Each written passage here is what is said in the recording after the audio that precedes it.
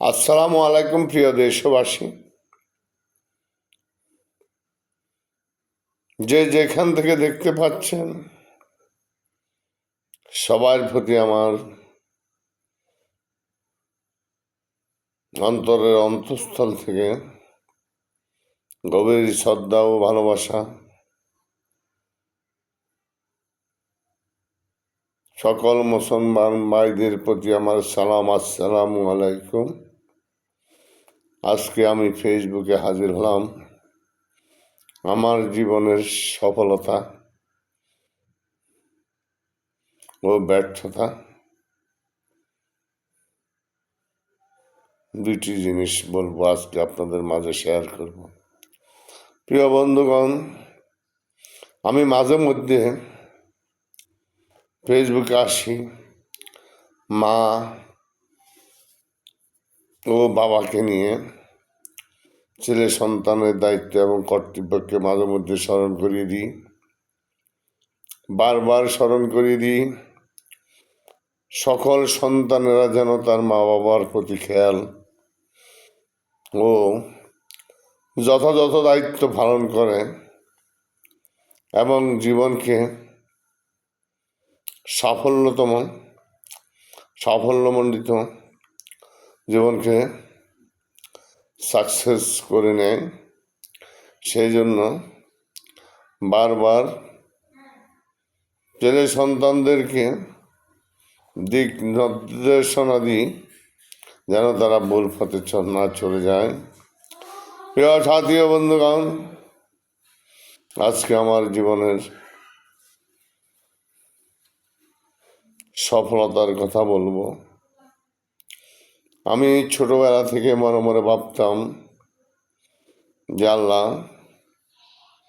তুমি আমাকে এমন একটি বউ দিও যে আমি সারা জীবন আমার মা বাবার খেদমত করতে পারি, যেন মা বাবার থেকে দূরে না সরিয়ে যায় তুমি আমাকে।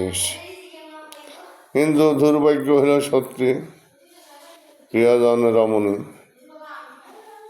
আল্লাহ পাক যেইভাবে দেয় সকল কিছু নিজের কাছে মা বাবাকে দেখা না দেখা সকল মনের ইচ্ছে ব্যাপার।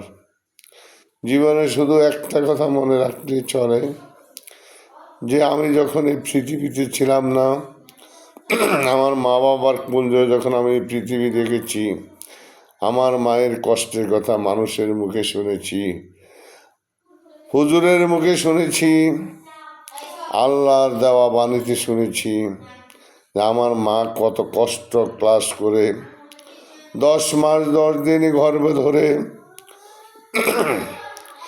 বালতি ভরা রক্ত জড়িয়ে জীবনের আশাবাদ দিয়ে মৃত্যুর দুয়ার থেকে আমাকে জন্ম দিয়ে পৃথিবী আলো বাতাস দেখাইয়াছে। আজকে আমি প্রাপ্তবয়স্ক হয়ে আবার আমার সংসার জীবন শুরু করে মা বাবার স্থানে বাবার দায়িত্বে এসে পৌঁছে গেলাম। আসলে জীবন আমার সাকসেস একটাই কারণে, আমি আমার মা বাবার কথার অবাধ্য জীবনে একদিনও চলি নাই। বাবা মা যেভাবে দিক নির্দেশনা দিয়েছে আমি সেইভাবে চলেছি, কিন্তু প্রতিটি মুহূর্তে